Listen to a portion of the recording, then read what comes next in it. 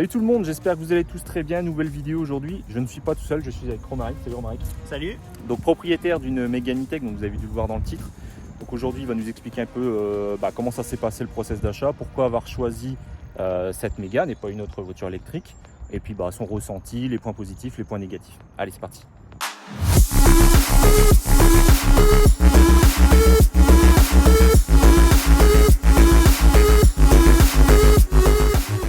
Donc on est à l'intérieur de la Mégane E-Tech avec Romaric. Du coup, je vais te poser quelques questions. Donc pourquoi être parti sur de l'électrique? Qu'est-ce que tu avais comme véhicule avant? Alors, on avait ma femme avait une C3 essence, donc à 6 litres au 100. Ça fait un an que je m'intéresse à l'électrique par son aspect technologique. J'aime bien la technologie et l'électrique sur une voiture, ça m'a fasciné, toujours un petit truc qui me fascinait. Et ce qui nous a fait passer le cap de l'achat, c'est clairement ma femme, avec ses 2000 km par mois vis-à-vis de son travail. Et au niveau essence, ça commençait à taper sévère. Ouais, donc au niveau budget, ça commençait à être élevé. Ça commençait à être costaud. Et voilà, c'est la raison pour laquelle on est passé sur l'électrique. Et c'est à partir du moment où il y a eu de la hausse du carburant qui t'a vraiment fait aller le dernier, c'est ça. Point qui... On a calculé ce que ça nous aurait coûté en électricité et ce que ça nous aurait coûté en essence. D'accord. Et la différence, en fait, elle payait la voiture. D'accord, ok. Et il y avait une petite appréhension quand même de passer sur de l'électrique, parce que généralement les gens ils font la transition hybride.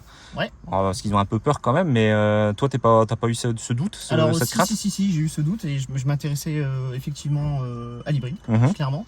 En me renseignant, parce que ça fait un an que je me renseigne, il y a plein de blocs qui me faisaient peur sur l'électrique qui sont tombés. D'accord. Plein de choses qui sont pas fondées en fait finalement. Oui, c'est ça. Voilà. Effectivement, il y a encore beaucoup de personnes qui pensent que les voitures électriques, il faut 1 heure pour la recharger, etc., que ça n'a pas d'autonomie, etc. Enfin bref, on va pas revenir sur le sujet.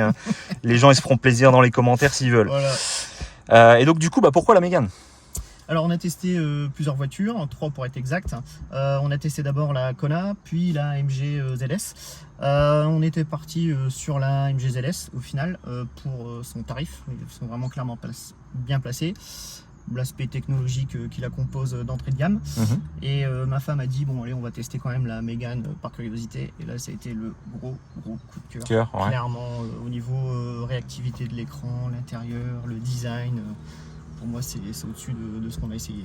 Surtout par rapport à la MG, je suppose qu'il y a quand même un sacré gap au niveau esthétique et peut-être pas technologique parce qu'elles sont quand même bien équipées, je pense. Elles sont bien équipées. Par exemple, il n'y a pas le toit ouvrant chez la Mégane, mais la réactivité de l'écran, elle est quand même incroyable. Le Google intégré, c'est juste. En plus, c'est une nouveauté, c'est le Google Automotive, c'est ça, qui est un planificateur intégré maintenant. C'est ça. Très convaincant, même si on le compare par rapport à la Tesla maintenant. C'est quand même un planificateur qui est très intéressant, contrairement à d'autres véhicules comme, par exemple, je pense je crois que c'est la Kia EV6 qui n'a pas encore cette méthode-là, où c'est pas non plus la folie, quoi.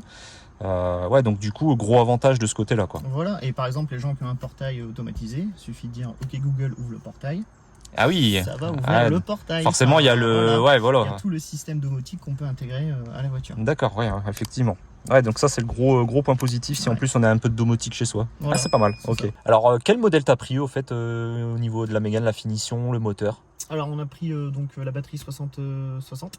On est parti sur 220 chevaux et en finition on est parti sur le modèle Iconic. D'accord, donc Iconic c'est le plus haut de gamme. Le plus haut de gamme, d'accord. Avec toutes les finitions et on a pris toutes les options avec la pompe à chaleur notamment.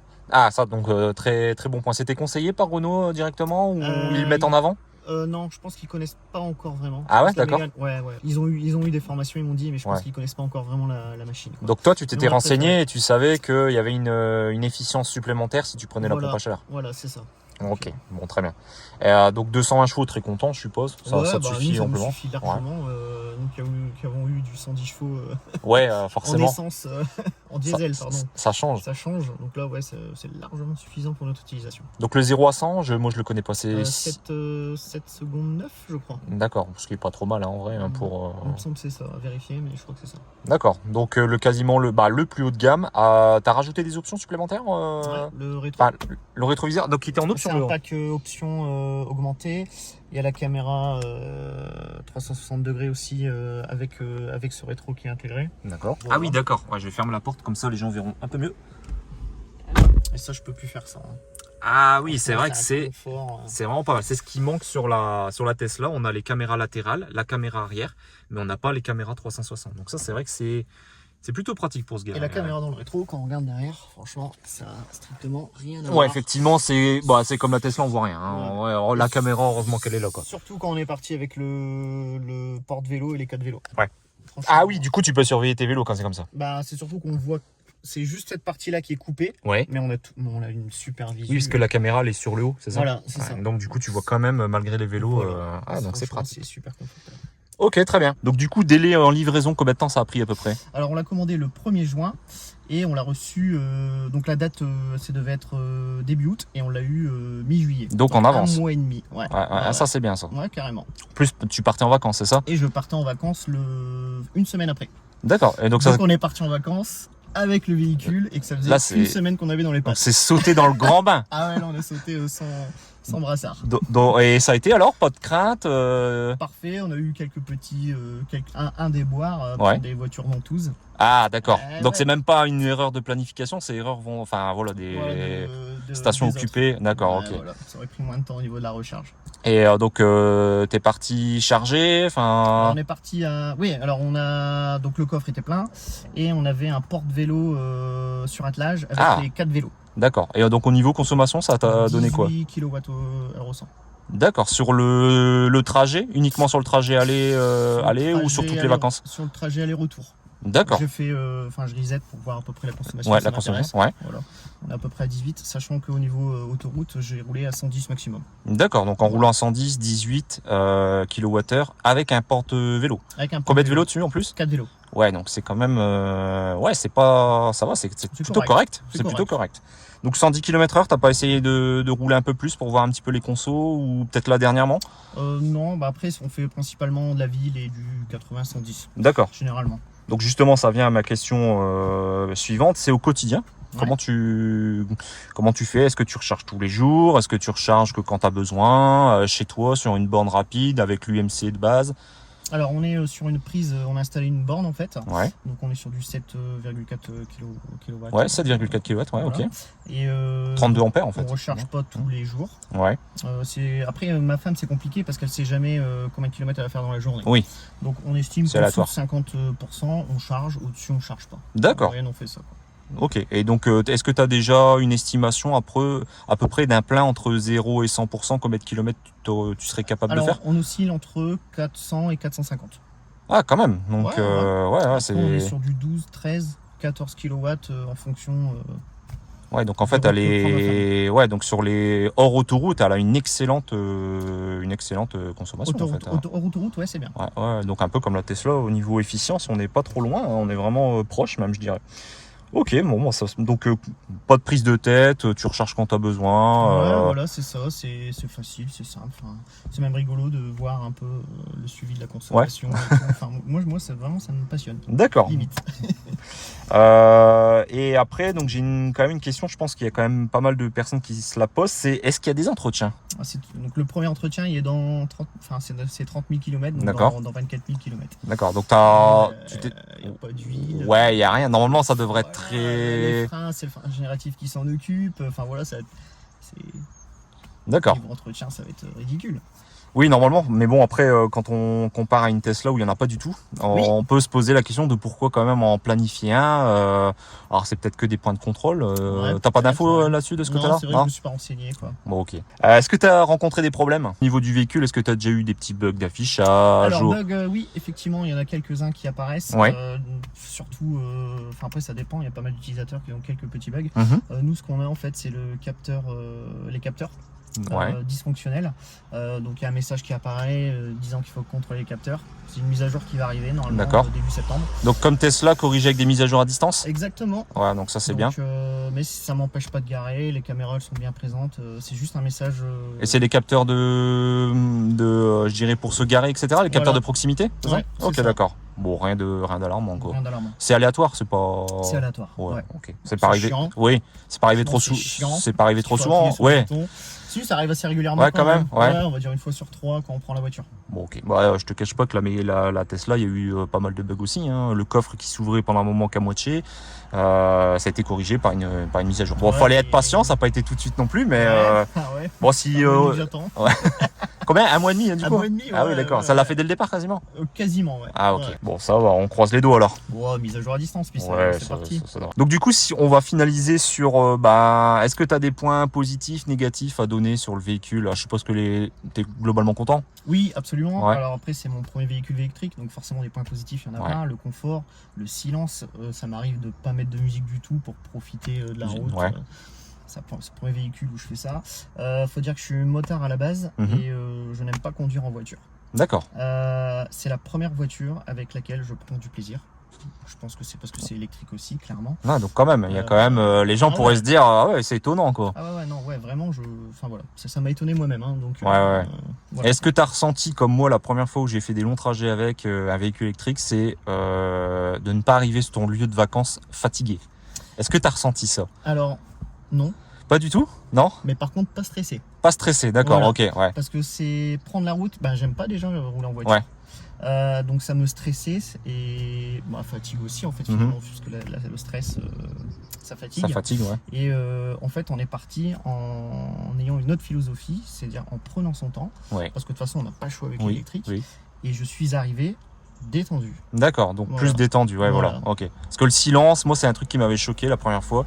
On avait fait un parcours d'environ 600 km et donc on forcément s'arrêtait tous les 2h, 2h30 pour se recharger. Ouais. Donc le silence, le confort du véhicule, le fait de faire des pauses toutes les 2 heures. Ouais. On pense que c'est un mythe de se dire ouais non moi je peux avaler les kilomètres, mais en fait le fait de s'arrêter forcément pour pouvoir recharger, moi c'est la première chose qui m'a choqué, c'est en arrivant à notre location, on se pose et on se dit mais je suis pas fatigué comparé à d'habitude avant les longs trajets où t'es claqué de ta route, t'en as marre, tu veux te poser, t'es tranquille, et là pas fatigué. C'est pour ça que je te pose la question quand même. Vrai. Moi c'est plutôt l'aspect stress que complètement détendu. Je suis quelqu'un de très stressé quand je conduis, c'est fatigant, c'est usant. Ouais. Et non, c'est vrai que ça m'a. Alors c'est paradoxal parce qu'on pourrait se dire est-ce que je vais avoir assez d'autonomie, est-ce que je vais pas avoir de problème sur les recharges des bornes, etc. Et au contraire ça a été. Après il y a le planificateur avec le nombre de qui fait bien son taf. en temps réel, donc non c'est là-dessus j'avais pas de crainte.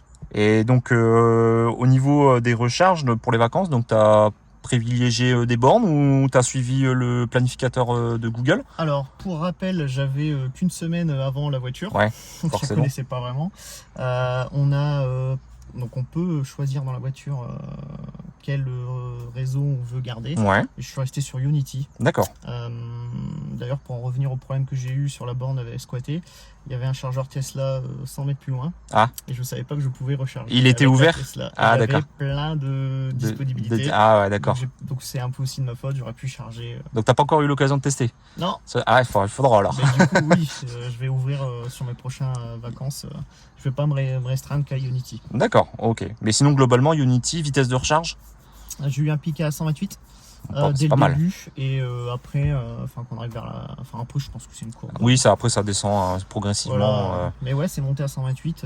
La batterie se conditionne avant tout seul avec le planificateur. Donc, le planificateur te donne le pourcentage exact de recharge avant de prendre la route ou comment ça se passe? C'est toi qui définis? C'est-à-dire, est-ce que quand tu arrives à ton premier point de charge, si tu en as un deuxième à faire, est-ce qu'elle te donne juste le temps qu'il faut pour te recharger et continuer ta route? Non, effectivement. Ça, j'ai pas pensé. T'as pas pensé à... Non, j'ai pas regardé, mais en fait, je charge jusqu'à 80 et après, je pars. D'accord. Et je regarde sur l'application Charge Map. Il y a Charge Map ou ABRP aussi, je sais pas. ABRP, non, je faisais pas. Je suis parti sur Charge Map et ça me dit à peu près combien de pourcents et je me basais à ça. D'accord, donc tu te basais quand même sur une application tierce à côté. Ouais. Je pense qu'il y a des mises à jour qui pourraient améliorer le. Parce qu'il me semble, dans certains tests que moi j'ai pu voir, que normalement, si tu as un long trajet, si tu as par exemple 3 points de charge à faire sur ton trajet, arrivé au premier point de charge, il va te dire le prochain est dans X kilomètres, il faudra juste se recharger jusqu'à par exemple 78% et reprendre la route, pas besoin d'aller jusqu'à 80 par exemple. Ouais, je pense que ça doit le faire aussi. Donc du coup, donc on peut retenir que c'est pour ton premier véhicule électrique, pas de souci. Très content. Très content. Est-ce que tu comptes rester du coup sur du 100% électrique maintenant? Oui, c'est clair. Je pourrais plus repartir. Tu reviendras plus en arrière. Bon, c'est 99% des gens qui achètent un véhicule électrique, quoi. Bon, bah écoute, je vais arrêter de te saouler avec mes questions. Je vois que tu en es content, que ça se passe bien, etc.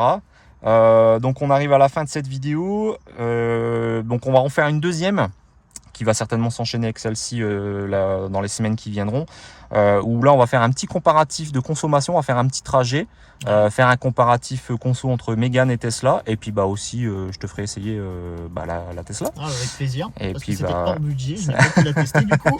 Ça sera l'occasion. ça sera l'occasion, et puis je pourrais aussi essayer la Mégane du coup. Bah, avec plaisir.